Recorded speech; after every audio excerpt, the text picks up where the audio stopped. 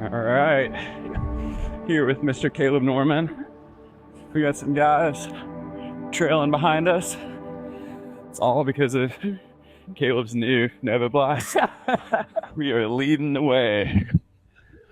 Does the vlog pick up heart rate? I hope not. Yeah, so I was with Caleb the other night, mentioning to him something I kind of wanted to talk about is how do we, how do we suffer through the end of a hard half marathon or a marathon? What's going on mentally to keep you hanging on by your fingernails, so to speak? Caleb, maybe you want to go first? Yeah, hanging on is the right description. If by your fingernails might be too generous.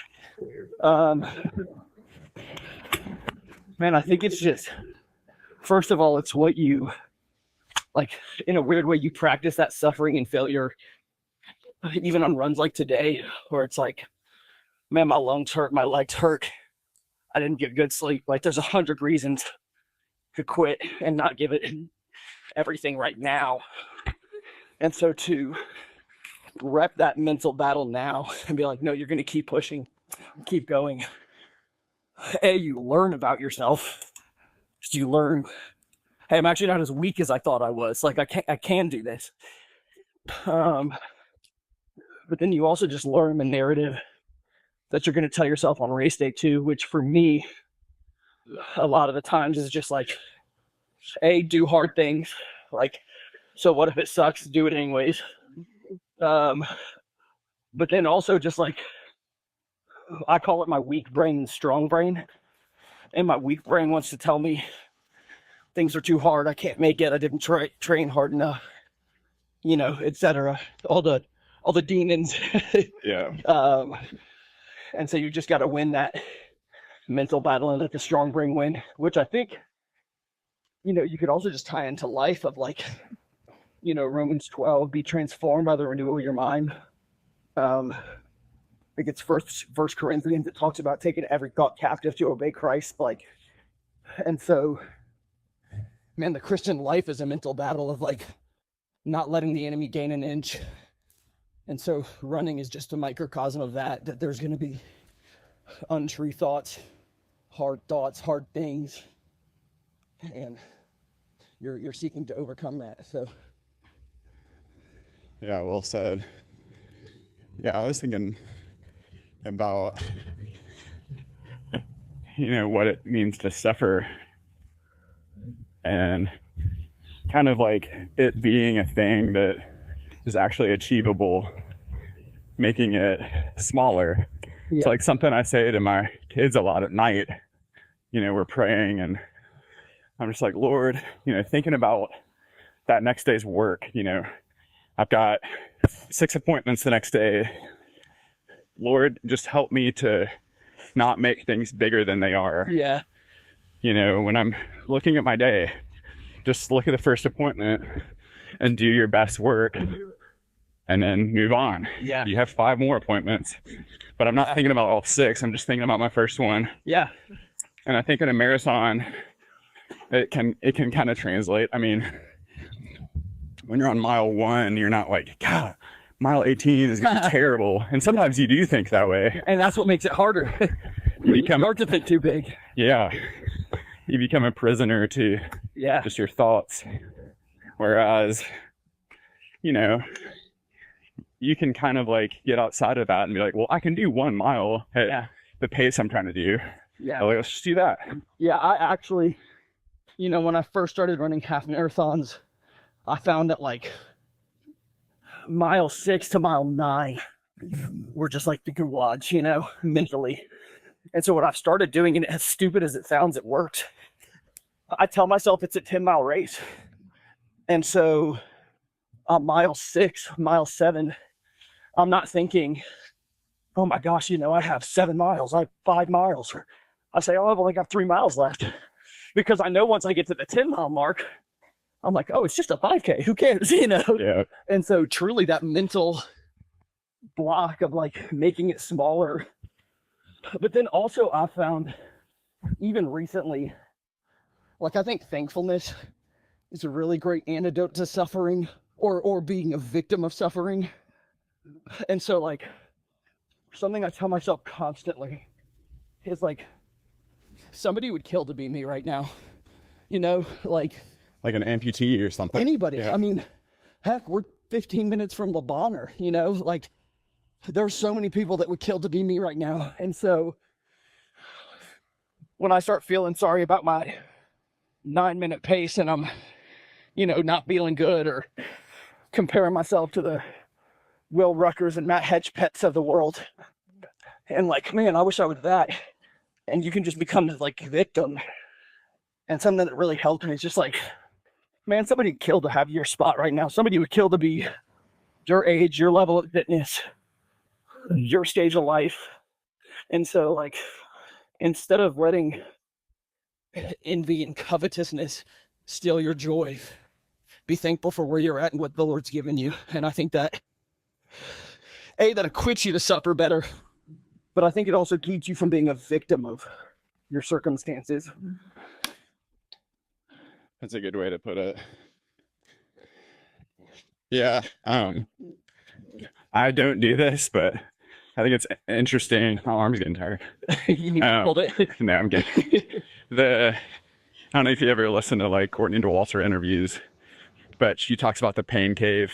Yeah. Which obviously like we all know, we've heard that before, but she like really uses it like a playground. Like, yeah. My whole purpose of doing these ultras is to find that pain cave and make it bigger. So like, I know that it's happening, but oftentimes it's such a world of hurt that like everything else is kind of a blur. Like it's just laser focused on moving forward and like burrowing in as far back in my brain as I can to keep my legs going. She talks about actually in her mind getting on her chisel and like entering the pain cave, and instead of being like, this is awful, she frames it around like, this is what I came here to do. Yeah. Like the hard work or the work period doesn't start until I'm in the pain cave. Yep. And so, you know, for me, marathons are my thing. That's mile 18 or whatever, where I'm just like losing the ability to keep going. Yeah. That's where Courtney Dauwalter is like, no, this is where we start. Yeah. And I haven't even granularly gotten there, but listening to her talk about it is maybe a little bit, but I think I haven't even reached like, you know, the potential of what can truly happen the last 8 miles for myself if I were to frame it around. Man, this is fun. And and man, like again, it looks different for everybody. Obviously my heart is not your heart, but like I really have gotten to the place, or I don't know if I could say I'm in it right now because I've been off for a month, but I've gotten to the place before where like when you feel that fatigue and you feel like quitting, there almost is something in you that's like, oh, now the real workout starts. Like last week, man, running a half, hadn't run in a month and just got up and ran one because I had to. And like, again, had a faster start than I wanted. Humid as all get out. Mile 10, I'm just miserable. Like pouting, feeling bad for myself. I want to quit. And then like, you know, you just kind of flip that mental switch of like, hey, you've been here before. Like get your chisel up, you know? Yeah. And like the last 3 miles were the best 3 miles of my run. Wow. And then that's what, again, you learn about yourself. Like, hey, what my brain tells me and what my body has left are not the same thing, you know? And you carry that into race day and you carry that into life too. What kind of keeps you hanging on at the end of a hard race? Hard race. The nice cold Element at the end of the race. Shout out Element. I'm not sponsor. Some people say Element-y. Yeah, Wrong. I'm not those people. We'll say Jeff. Yeah, those people are wrong. But it truly is like when you know there's rest and fuel, refreshment at the end of a race. It's keeps you going through the race. See, I thought about this beforehand, which is why I'm like, oh, shoes, it's preach. It's like, you know, heaven will bring me sweeter rest. There's a song. What is it? Christ, our hope in life and death, right? There's a line in there that says, the calm will be the better for the storms that we endure. And I love that line. And it's kind of like running. I mean, I sleep better after a long run. That's not true. I sleep better like 2 days after a long run. But yeah, I think in short, just the promise of rest helps. Yeah, and one thing I think a lot is like, give yourself that version of you on the couch at the end of the day with like ice cream in your bowl. Like, give that person something to be proud of. Right. Like, don't eat your ice cream at the end of the day and be like, so many regrets. So frustrated that I didn't push the last however many miles. Yeah. I want to be like eating that ice cream and be like, this is the most amazing thing I've ever eaten. I know I already got my segment, so I'm not trying to crash the party. But what you just said made me think of something Mark Daddle said when he was racing the BPN one more. And he said every time he wanted to quit, he would just ask himself, how much would you tomorrow give to be back in this exact moment and have a chance to keep going? And he said as long as the answer was still like, I'd give anything, he got up and kept pushing. And I think that's also a mindset of like, you know, mile 7, you want to quit, you want to give up on your PR attempt. And it's like, so you might feel that way now, but how much would you tomorrow morning give to be at mile 7 at the pace you're at with a chance to beat your PR? And I think that mindset of like, I think it's Jared Corliss loves to say, short-term easy, long-term hard, short-term hard, long-term easy. And so it's like, something's going to be hard, so choose your hard. And so in a race context, it's like, do I want to choose the easy way out now, give up on my run, give up on my PR effort, and then deal with A, the hard consequences of not getting better, and B, the hard consequences of giving up on myself, versus choosing short-term hard. Man, I'm going to bust my butt for the next 5 miles. But after that, it's easy. A, easier because I've gotten better, and B, easier because my mind can rest knowing that I didn't quit. Yeah, and I think, you know, at least I try to translate that to just how I live life, period. Yeah, oh my God. I'm not just talking about running, but like, you know, we hear, I feel like Jimmy Young maybe uses the phrase long suffering. Yeah. Or we've just heard that in the Christian sphere. Yeah. But like, what does that mean? I mean, if you are desiring comfort all the time, Yeah. I don't think that word is going to be registering very much in how you, Yeah, comfort is your words and actions. Yes. And, you know, Jake talking about rest. I've heard Paul Washer say it before. A lot of great Christian men have said it. Like, so long as you're on earth, never put down your sword.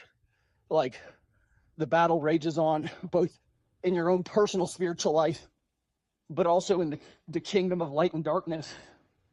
And so, like, again, that same philosophy of like, rest is coming, praise God. Eternal rest is coming, just like the end of a finish line, you know, but I don't want to say I walked the race. I kind of sort of finished the race. You know, I want to be able to say I ran the race and I finished well, you know? And so I think just that mentality of like, again, in the Christian life, not running, just life, the mentality of like, never put your sword down, never put your sword down. And then that mentality transfers into running of like, hey, rest is coming, but not right now. Right now, my task is to keep pushing. Yeah.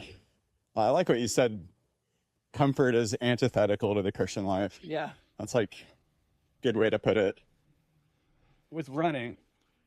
not everything is a race, not everything is a PR effort. And so what matters also is being conditioned for those races when they come, you know? So like, right there. so like, you know, say 80% zone 2, 20% other. I don't know how many of us actually do that. But like, if you're not conditioned to have that endurance, you're not going to make it through the big race. You're not going to increase your PR if you're not conditioned for it. You know, that applies to like all areas of life. You know, I think like financially, you know, there might be times of financial hardship, but when there's not, like, am I preparing myself for that? You know, am I saving? Am I investing? Same goes with running.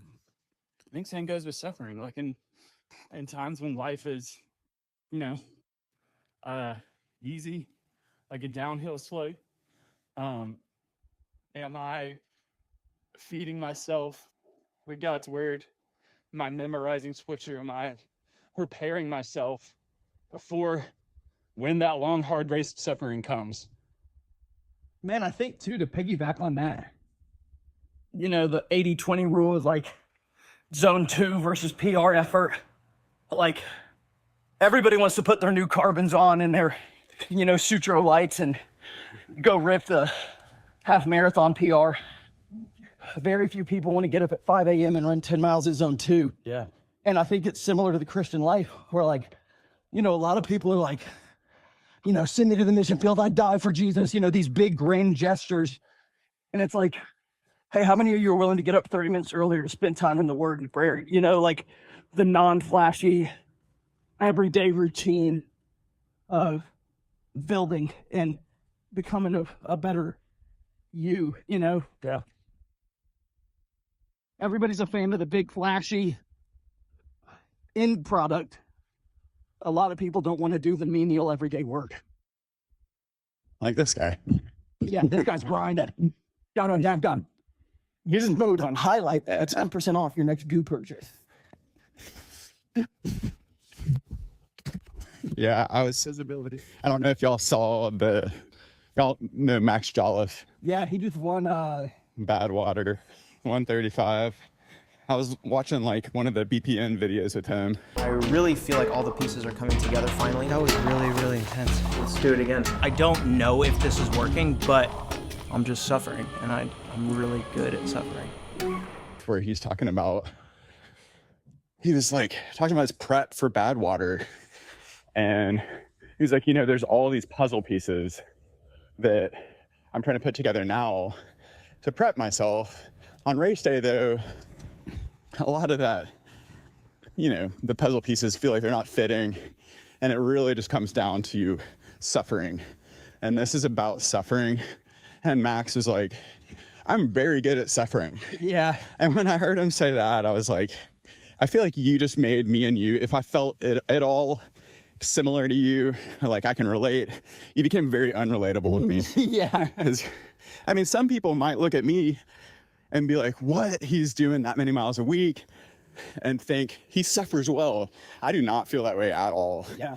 I mean, there are so many moments in races where I've completely given up.